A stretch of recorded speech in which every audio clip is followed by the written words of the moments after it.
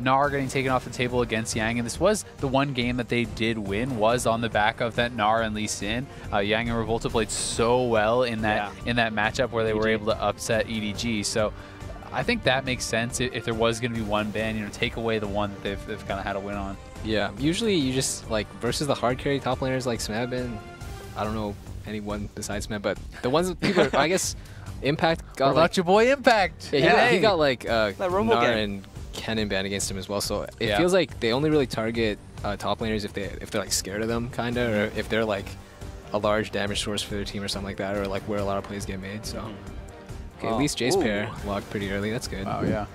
And this is going to be the opposite side of the matchup actually now for ZIV. ZIV is going to be the one playing Jayce earlier.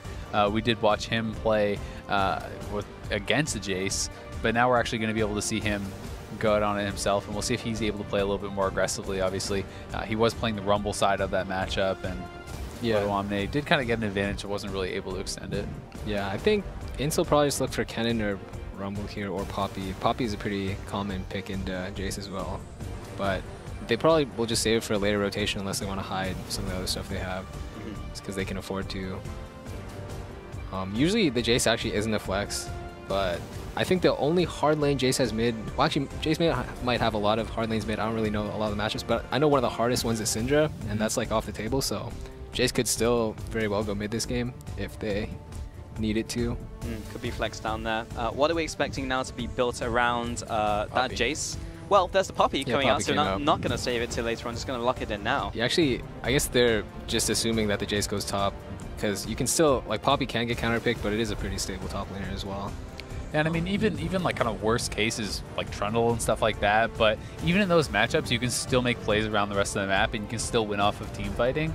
So I don't think Poppy is going to be in tough too much against anything. And as far as the Jayce goes, there's obviously different ways you can do it. I've seen some drafts I really didn't like with Jayce, where they kind of end up with like no tanks and stuff, and they're kind of in this awkward position because it's harder drafting like tanks from jungle and from support. And I think that if they go with these two picks, they are kind of like pigeonholing themselves a little bit into that kind of style where they're going to be light on frontline, because Alistar's already been taken away. They're not running really a tank jungler with the Elise. So now it's like, where are you going to get your tanks? I mean, you can obviously flex the Jayce mid lane if they do decide to do that, and then try to draft something else in top lane for a tank, but like...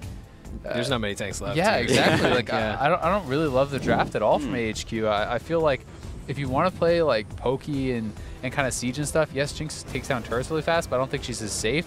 I think that like the Caitlyn Jayce pairing that H2K did earlier is better than the Jinx Jayce. And right now, I honestly just don't really like AHQ's draft at all. They just have to snowball. I mean, they have like Bard can make a lot of plays, I guess. At least Jayce is like a really good pair. They can apply a lot of pressure on the top side. But yeah, but picking Jinx into the Alistar and Poppy and stuff already, like that's pretty scary for me as a Jinx player. And you're not really drafting a lot of peel, a lot of kind of disengage and stuff. So like, I'm already kind of scared for AHQ. It's just like, oh god. Yeah, specifically Anne. Like, what's he gonna do? Yeah. I don't really ever like the Jinx pick just because it's kind of like you're forfeiting lane. Like, I feel like Jinx you can't really win lane. The only way you can hope to get an advantage from lane is just perma-shoving, it seems like. Yeah. Because most ADs will just out-trade you, and you can always just get all in pretty much just because you don't have another gap closer or an escape spell. Just went from bad to worse as well. Another Elise lock in for the jungle and Cassiopeia. So we've got the full lineup now from INTZ, so just waiting on that final one from AHQ to see if that is the Jayce top lane or if it flexes to mid now. This will be the illuminating pick. So I guess they could just run like a Rumble if they want to put Jayce mid. Yeah. Or I guess Rumble can both still up. Yeah, I mean, if they don't go Rumble, I still feel like they probably need some more AP with Jinx and Jayce. Like, Elise alone is not usually enough, especially we have seen Mountain do some more of the defensive builds too. Like, people are going kind of like Locket and those sorts of builds, and they're really not like heavy on the AP. Yeah. So this could be interesting. I mean, westdoor Fizz is a specialty. He hasn't busted out yet. He has been going to LIssandra when Malzahar and TF are banned, and probably going to be going right back to it. I actually think that's a horrible matchup for LIssandra, Cassio. Yeah, I'm pretty sure you can't take the E if you're grounded. I could be wrong. You can't. I don't think you can. Yeah. No, you can't. But that does solve their problem of, like, you know, they didn't have a great frontline / engage. It's just the only problem is westdoor looked pretty bad on the LIssandra last game he played. So Yeah. Just if he steps up, maybe they can win some team fights. Then it's definitely tough for westdoor because it seems like he just has only these 3 champions. So he's like, you already know that you're going to get a good lane advantage, even if you just ban out 2 of his 3, right? Yeah. He essentially picks the 3rd. I think he's only played those 3 champions. He's not really comfortable on a lot of other ones. It does really seem like. So anyway, pretty good situation for them. But as far as top lane matchup, you know, you're talking about picking Poppy into the Jayce. Like, how do you feel like that specifically is going to go? I struggle against the Poppy sometimes when I'm the Jayce side, just because it's like they use their first TP for lane, and then they come back with like a full corrupting potion and a Doran shield, and it just feels like any harass you get on them, it just doesn't stick, because they just have so much healing, and if you hit them, then the wave will hit you, so you can like kind of screw up your wave too. It's just like, usually the first 4 levels, Jayce can get Poppy low, but then if Elise doesn't snowball that lead, the lane just turns really even. Like Poppy gets some armor items, a Sunfire and stuff like that, and then it's like it's just a even lane, like tank versus carry, and not much happens. Is there any points in that lane where Poppy in the 1v1 can look for an all-in? Because I remember when we were watching Smev, of course, like it was just like, oh well, we hit him, but that was like 25% of his health, and now he's just gonna back away. Yeah, you just I think Poppy can win if Jayce doesn't go cleaver, but if Jayce goes cleaver, Poppy can just like stop him from melee queuing on him, which is pretty good because it's really easy to react with the Poppy W. And other than that, it's like, yeah, the matchup's pretty even. Just Jayce should be able to get the Poppy low early, and that's like all you should be looking for, I guess. Yeah, the best I've seen in this go really in Worlds, I mean, Darshan played Poppy into a Jayce and kind of got pretty far behind in CS as far as that goes. So I have seen that sometimes be the case where Jayce can get the push and be able to kind of force Poppy last hitting under turret, which sometimes can be a little bit awkward. And I've seen Poppy fall behind because of that. But also, you know, on the other side of the matchup, when Darshan was playing the Jayce, he didn't really get much of an advantage at all into Poppy. So yeah. Usually in disadvantageous matchups, like if you can play, like if you outscale later but you have a troublesome early game, you just give some farm, and that's about it. Like you don't trade your pots for CS, you just get the XP, and then eventually you get your items, and it's way easier. Yeah, and I do think that especially against a team like this that already has, you know, like, well, I was going to say Tabbies are really good in the 1v1, and they're really good against Jinx, but you probably still can't go them, I guess. Like, do you think you can as Poppy? Because you're obviously not really the ideal target for someone like the LIssandra ult and stuff. Do you think Tabbies are worth that, like the trade-off of the extra CC, or do you think you have to kind of still go Mercs? I think Mercs seems pretty good this game because there's a lot of CC, and she probably wants to like flank and dive and stuff. But yeah, it really depends on how lane goes too. Like, I think she'll probably just get Sunfire Mercs and she'll be pretty sad. Like, if she wants to go early Tabby, maybe when she gets 6 items, she trades it out, something like that.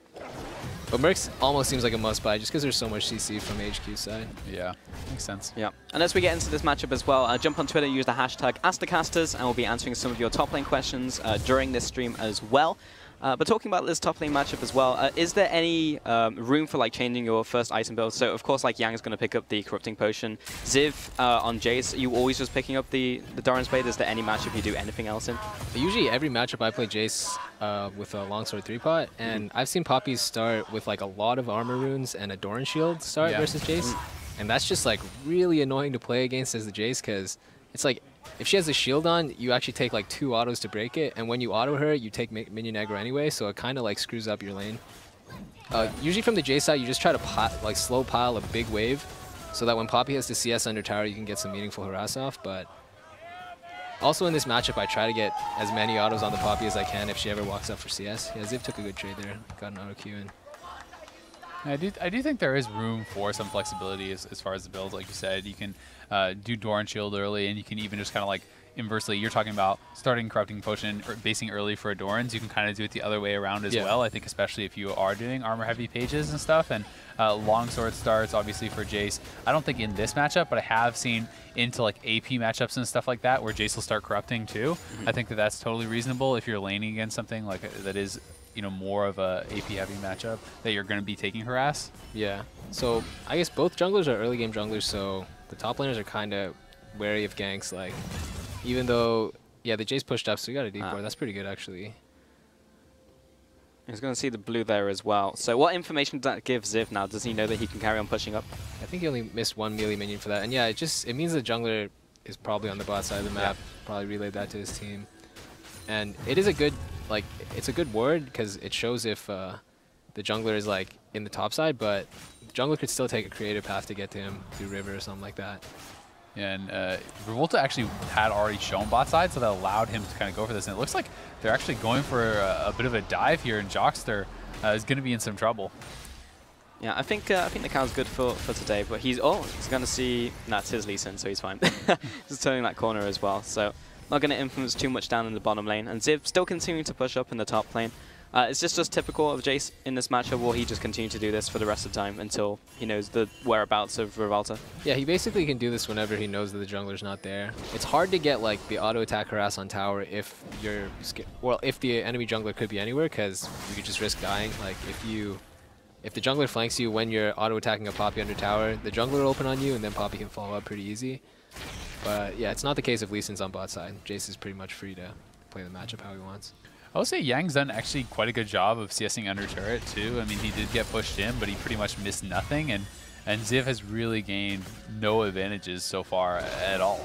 Yeah, I think ZIV kind of placed his deep ward instead of taking the like bunch of harass trade that Jayces usually do on the Poppy when the big wave crashes.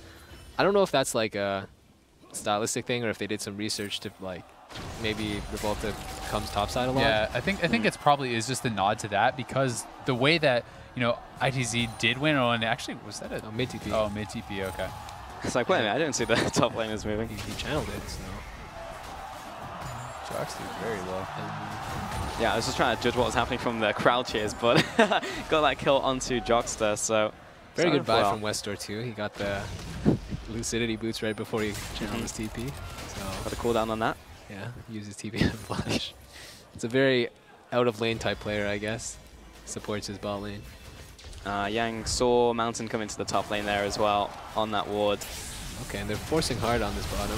Oh, okay, coming in for the TP. Albis between the tower and a Poppy, unfortunately. And Yang, I don't think he's even going to die from that as well.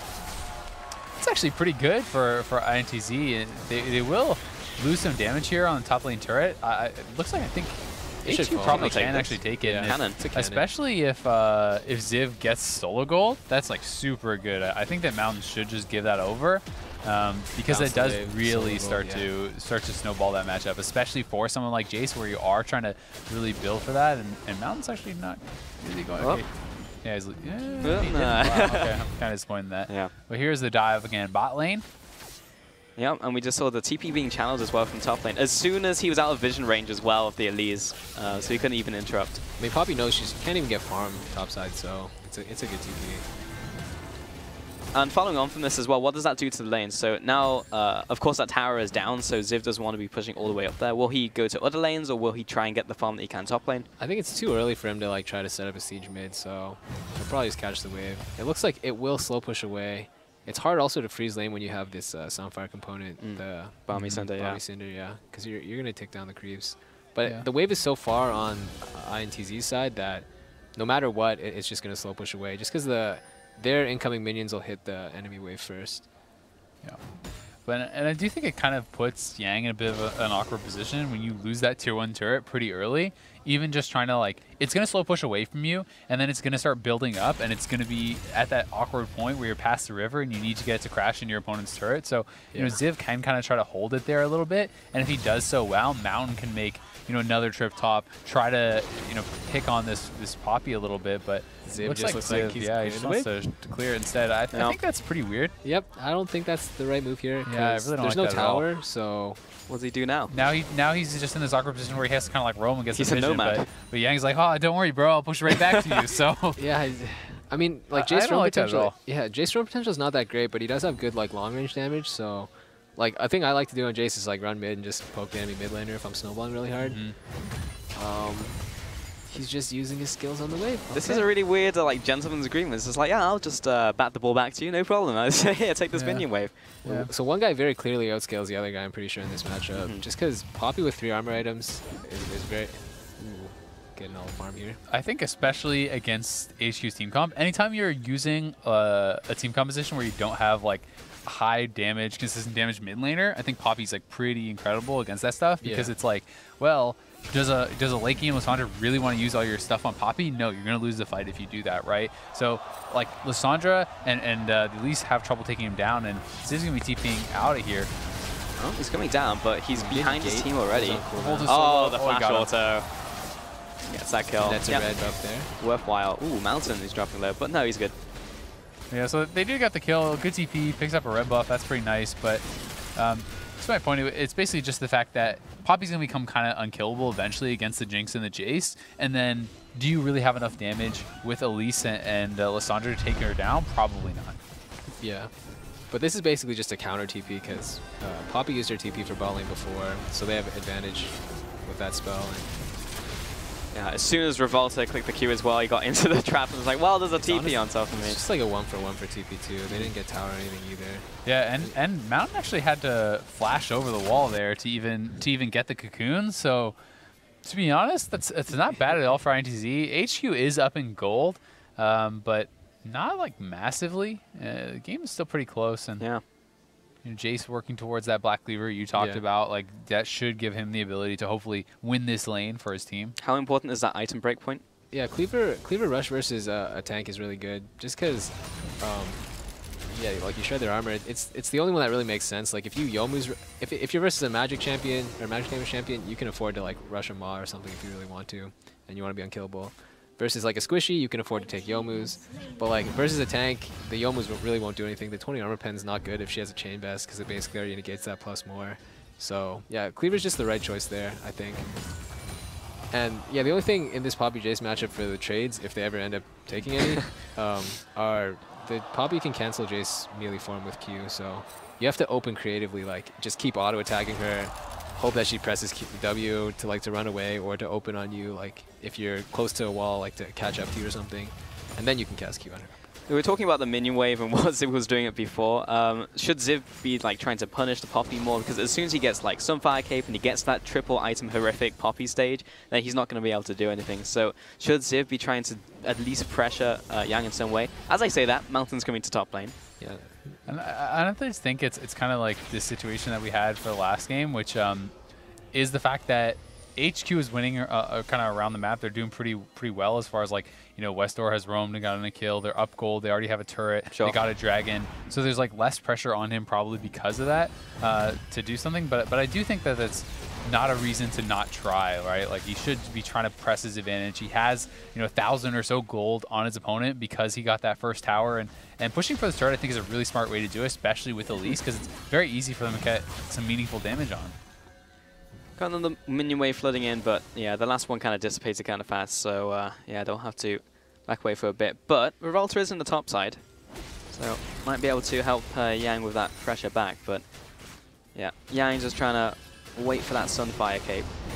So he got the slow off there, but it didn't even break the shield, so it's like his damage is really low to the Poppy right now until he finishes Cleaver.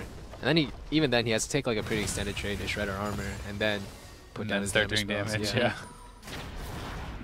So like in early lane phase, I never want to auto the Poppy when she has her shield on, just because it's a waste of my auto. Like I'd rather auto the creep or something. And if I auto her with her shield on, I still take minion aggro. So what do you think about this push here that they're doing? Elise has basically just been top side for so long, and they're just kind of continuously pushing up and just going for the turret.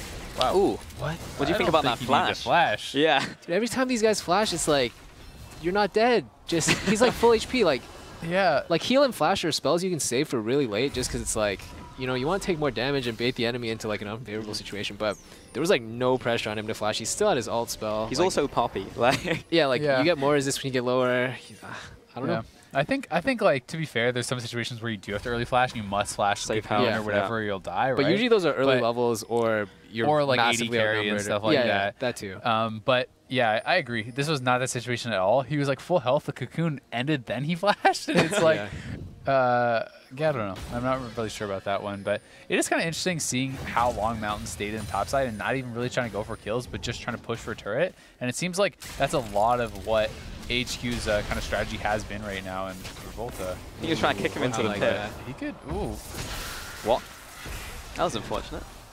He got the slow, so he actually did get the damage. And I mean, had he actually hit the stun there, maybe he flashes over. Yeah, maybe he flashes over and kills him, because ZIV is flashless if they had been tracking that. But even with flash, if you flash over on him and he's in your W, he can't flash out with miasma. So he could have actually potentially got a kill there. I think it was actually a decent try. And ZIV didn't even have flash right there as well. Yeah, so he just coming off cooldown. Yeah, but even if he had, right, it's still not a bad play because Cassiopeia can kind of deny that. So he had the wave pulling to him, and then he just cleared the entire wave and then backed off with his cannon still pushing away from him. So now he's going back to fix the mistake he made. I guess. It honestly seems like both of them, though, aren't really caring about the wave positioning at all. Like, they're kind of just pushing back and forth to each other. Oh, wow. That's the flash, though. It's just... He like used his skills on the wave, then he walked up to her anyway, so she just took it, like the Poppy was smart in realizing that he had no spells to trade with. And then, yeah, just had to flash. It seems very weird. This top lane is just weird. Yeah, I mean, a lot of the mistakes are really just around, like, the wave, right? It's like you said, he shoved the wave out hard, so his cannon minion is kind of like slow pushing. Then he has to try to go up. He's like, ooh, I gotta push it in. Yeah, I gotta fix this. And then he uses all his spells on the wave. So then Poppy's able to force his flash. And they've been kind of back and forth. Like, no one really wants to freeze the wave or hold the wave, I guess, slowly towards them. And to me, the only thing that kind of tells me is that they're worried about jungle pressure and the wave kind of building up and then losing that to a dive or something. So usually in those cases, people just want to continue to like trim the wave. But I still do think that they could be more patient and kind of like hold the minions a little bit longer and not put themselves in these kind of weird positions. Like, he actually just uses all his spells on the wave. He doesn't care. He has no regard for like how the game's going or where his jungler is. He's just like, all right, my cannon's here, enemy cannon's here. Now there's no wave left, and it's not like he's like making active plays or getting deep vision. Like, he at the level 3 when he had the only window where the jungler probably won't be on top side, because if jungler starts top side, then he'll probably be bot side by the time your third wave hits. It's like he goes in for a deep ward instead of actually like pushing his lead. So it feels like they're not making use of the windows that they have to actually fight each other. And now the Poppy just outscales the Jayce. Like, yeah, and I do feel like although ZIV is kind of initiating it a lot, Poppy at the same time could just hold that wave, right? And could pull it back, call up your jungler, like call up LIssandra, let this flashless Jayce have to push in because the wave's slow pushing against him and try to look for kills, right? Because you have a playmaking jungler, you have the Poppy that can follow up, you know this guy has no flash, but Yang is content to just kind of push it right back to him, so they're both kind of doing the same thing where they're just clearing out the wave over and over and over. It's even weirder as well because of the synergy we saw between Revolta and Yang. It was all about him going top lane and having that synergy, but just not seeing it here. Really weird. We do have a question on Twitter coming in from Veg Pharaoh, who says, what should you do when you are in melee versus range matchup on top? Yeah, usually, okay, so from the range side, you just want to, it depends on the matchup again, but I think in this Jayce Poppy matchup specifically, you just want to get as many pot shots as you can early game. You still have to be careful with the jungler. Like, sometimes junglers can take cheesy routes to gank you early, so you have to like be cognizant. Like, if this guy is walking up too far, maybe they're trying to set something up on you. But like, usually early levels, the Poppy can't really do much to you, so you just keep auto-attacking her every time she tries to take a minion.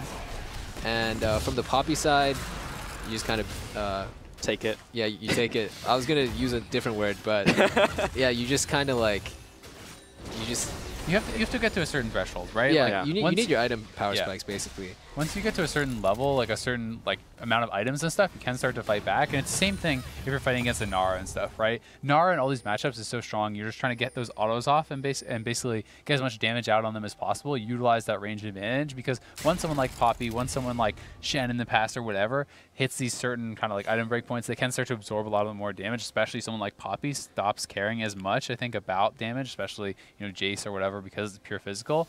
But I do think you have to be patient in the melee matchups especially, and just kind of accept the fact that you're going to lose early or get pushed in early. Try to fight to get like as much experience and get CS if you can, and not worry so much about the trades and stuff. That's like why you can use that TP to get back to lane, hit your item thresholds, and kind of do pretty well from there.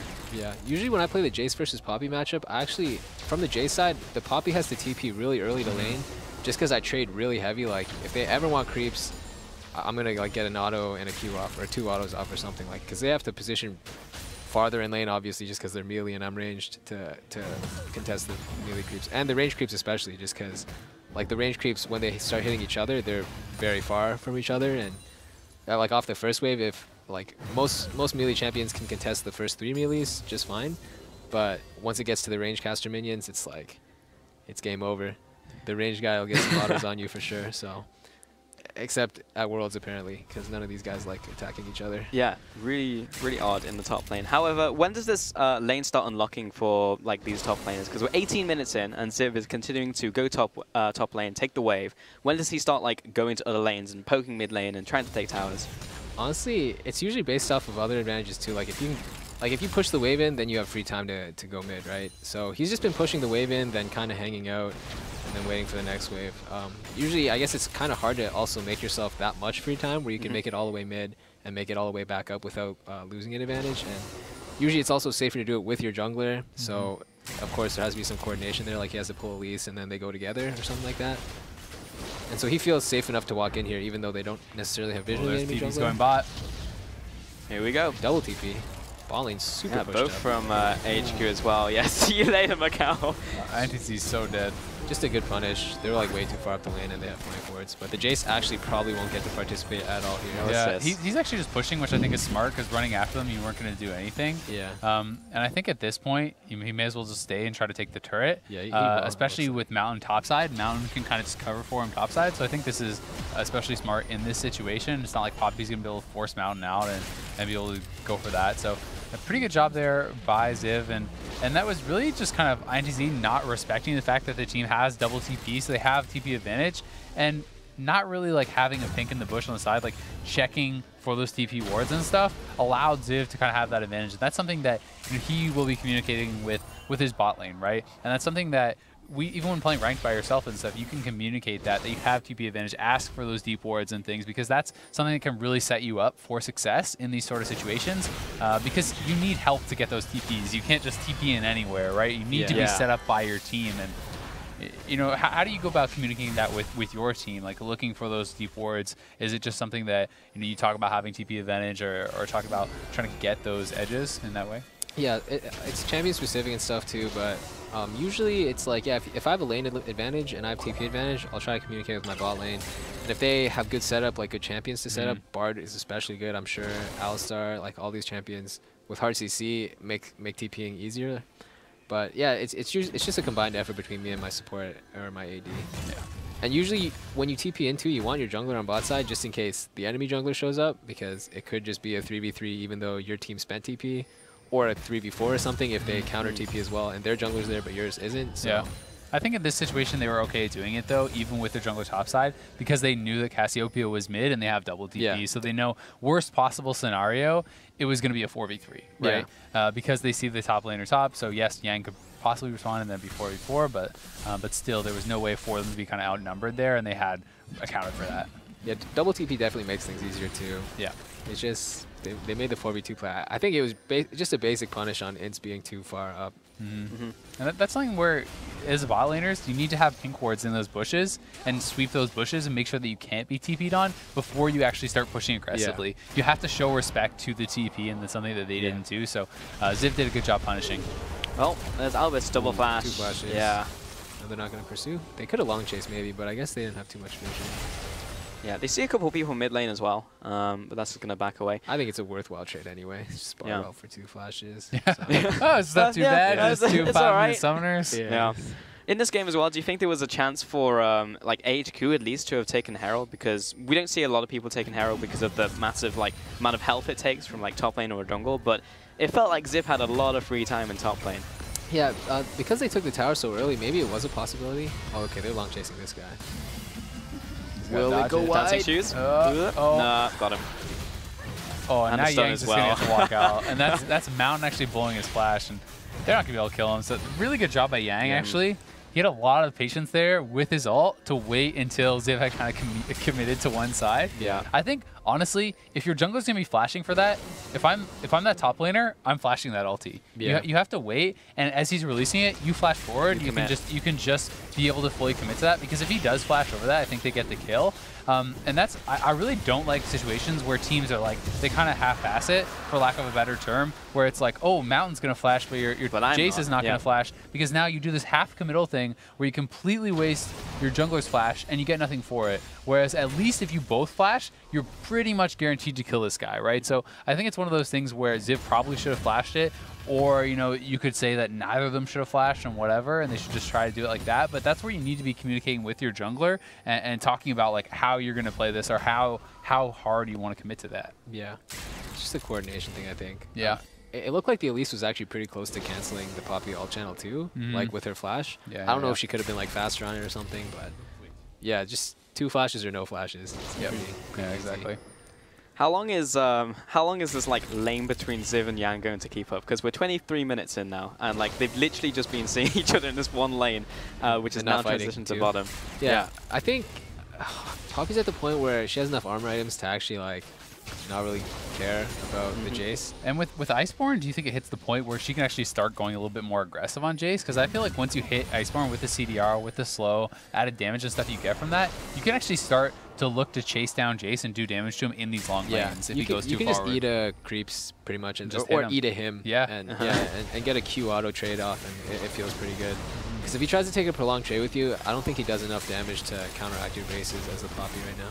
But ZIV has broken the mold. He's in mid lane. He's poking away. Oh, tockers got caught there. Yeah, Albis with the ult there as well. And see there the tockers. And the rest just going to be chased down. Oh, shock blast for acceleration gate as well. This is all gone quite badly for INTZ. Yeah, the wheels just kind of fall off there. And that starts off from the Bard ult top, actually. Yeah, that was really that's what burned the Cassio ult, or flash, and then they just see Cassio one more time. It's just another Bard ult. And Baron's going to be completely free. They're not even going to approach it. No karma? No karma? It's safe. It's safe. Right. westdoor tried to defend, but he's LIssandra.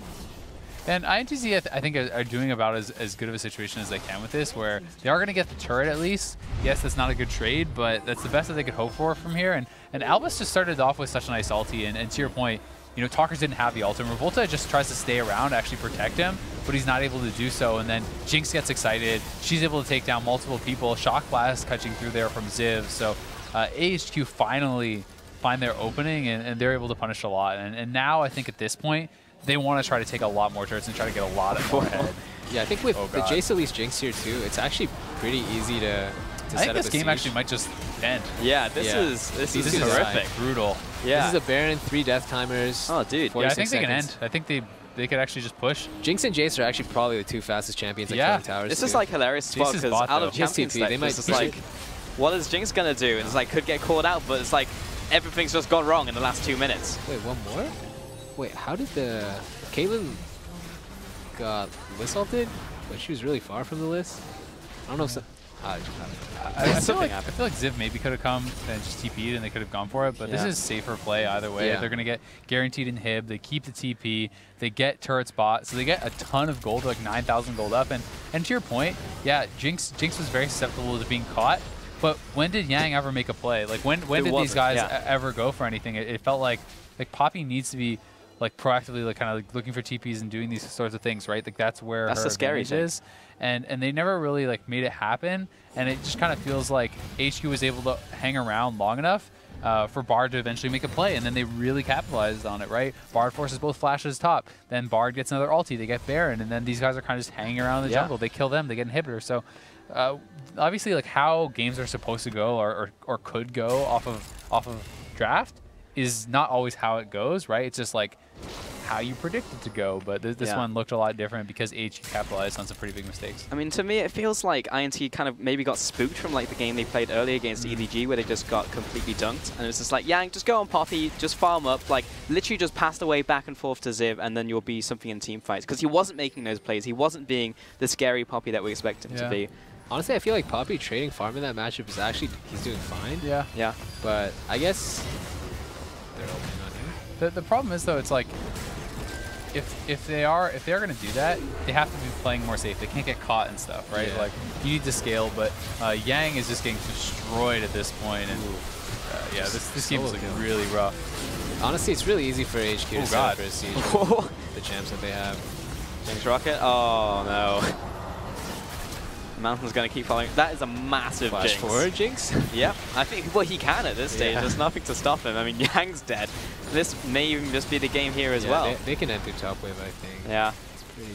Yeah, they still have Baron. This one should be super over. And yeah, I mean, Poppy trading farm was good, but his team was getting caught, right? Like his team is getting caught, and they're giving up too much. And I think that if they were able to hold on and not give up the Baron, not give up the inhib and stuff, then they would have got themselves into a pretty good situation. But Jinx got so fed, 616, and like Mountain seemed like he was able to get a lot done. Mid lane, westdoor actually roamed and was able to get a lot done. So they were able to get themselves in a situation where maybe their comp wasn't perfect or whatever, but they were actually finding a lot of picks, and they were finding a lot of ways to make it work. I think the one thing about Jayce Poppy too is Jayce always seemed to get the push advantage. Like even though they were just trading farm and like passing the way back and forth, it seemed like Jayce is like pushing first, so he did make more free time and like created a little more space for Mount to move around and stuff. But I mean, he did TP to bot lane, and then he did move around, as you said, into the jungle and made things happen. You know, every single time I feel like in these top lane streams, like when we're not looking at top lane, things are happening, Smeb goes Smeb and just goes ham. Then we are looking and it's like, let's just play Pong for 25 minutes. That sounds fantastic. Well, and to be fair, ZIV ended up the game 3-0-3. He ends up a lot of gold. Like he assisted all those spies that we just saw. Exactly, at the end, right? But that's often how it can go. And you know, his team was able to find those catches. They were able to get advantages through those different ways, and he did have pressure, at least because he had the wave advantage. To your point, he's pushing them in, and he was getting some deep wards and stuff in topside to help track Revolta, help the rest of the map in those other ways. So it was pretty good, I mean, in that way. But yeah, definitely laning phase was pretty much just kind of passing back and forth, farming it out. No one was really making any big moves, and that has been a lot of, I think, what top lane is at this tournament. In a lot of matchups, people are just playing it very safe, and people are playing very risk-averse. Yeah, they're really respecting the jungler, I think. That's the main lesson to take away. It seems like they're over-respecting the jungler. Because you can, I mean, like, we have full vision, so we can see, like, which way we have the luxury, right? But they're, like, thinking the jungler could be there at all stages of the lane. And sometimes I feel like, maybe it's just a solo queue thing, you can take the risk where even if the jungler is there, you trust your own flash to get you out of that situation because they're going to have to overcommit, like, to actually kill you. Like, I think LIssandra at level 3 or 4 needs, like, a red buff, his flash, and some setup to kill a Jayce, like, from 100 to 0 if you're playing the lane properly. So you can still get some, like, chip damage on the Poppy when she's trying to farm, like, at the melee range. And especially because Revolta was actually showing himself bot lane a lot on LIssandra. So, like, I do think that opens up a lot more ability to be aggressive, and we've seen that. Even when that happened in our last top lane game that we watched and stuff, even when junglers are showing, even when they know that they're kind of safe with vision and stuff, they are just kind of worried about these plays and stuff going wrong. And I think that's somewhat of the difference between like the good top laners and the very, very best top laners, the people that are like confident enough to make those plays and trust themselves to be able to make the outplays and get out of those sticky situations and stuff. And that's like the big difference between the really good and the like absolute best, these guys like who are taking over games because they're willing to make those risks and sometimes they really pay off. Yeah, like these guys were actually burning their flashes really fast. Like Impact, the only way he could get that 2v1 kill is if he saves his flash for the very last moment, baits the Rek'Sai into flash on top of him, and then that's how he gets a double kill. Like all these guys are like, uh-oh, there's 2 people here. I'm full HP. Better flash. Better get away. Like, I'm scared now, so To round out this conversation, I just have one question from Twitter, and it came in from NA Support Main, who said, what's the main difference between playing around top lane stars like Smeb compared to mids like Faker and Uzi? So kind of following on from the conversation where Yang was that big carry in the top lane, and this time they shoved him on Poppy and just said, farm. Well, I mean, playing around your stars and stuff, like it has to do, I think, a lot with draft and stuff, like what kind of champions you're drafting for someone. Generally speaking, like, you know, your Poppy is probably not going to be the biggest point of your draft, and they're trying to do something more around bot side and like allowing Poppy to just trade farm like you were talking about. But I think it all just comes down to like resource allocation. If you want to play around bot side or you want to play around mid, a lot of it is mostly up to your jungler, right? Like how is your jungler spending their time? Where is your jungler warding? Is your jungler like spending all his time around mid lane, getting wards around, you know, Race and Wolves and Pinks there and stuff and blind pressure? Because it's mostly about your team keeping that lane safe so that that person can play aggressively and really get strong. So if you watch like how TSM plays around Bjergsen or whatever, people always talk about how you know, Sven Skaren is like a ward for Bjergsen, right? Yeah. Like he's always on mid lane. He's always just being annoying, putting pressure on it. That allows Bjergsen to play really aggressive. It allows him to kind of get those advantages for himself. And same thing I think with RNG and Uzi, right? MLXG a lot on the bot side and kind of helping them get those advantages. Yeah, if it's like a Poppy lane, it's pretty much the sacrifice lane anyway. I don't know exactly if mid lane has something like that where it's like you're picking something maybe a bit earlier in draft. Malzahar is like early kind of the sacrifice lane where you just sit back and you can kind of farm, and then maybe post 6 you can look for plays. Yeah, maybe So Poppy's like the Malzahar of top, I guess. But yeah, it's like star players should be able to play, or should be role players, I guess. Like if you need a tank for the comp to work, then you can play the tank. But you know, if they left Rumble and Kennen open, then you can 1v9 the game if you have to. So yeah, it's champion specific, and then I think it's all jungler dependent as well, like where they end up playing and who they want to play off and like what setup your lanes have. And we've seen that as well from like the LISandra map. But either way, that's going to draw a close to what we've been talking about in this top lane. So coming up next on this stream, we'll be shining a spotlight rather onto the jungle as we focus in on Revolta and Jankos. For now though, we're going to toss it back to the mainstream and the analyst desk will be looking at this game. We'll pick up here for game 5. When he's playing against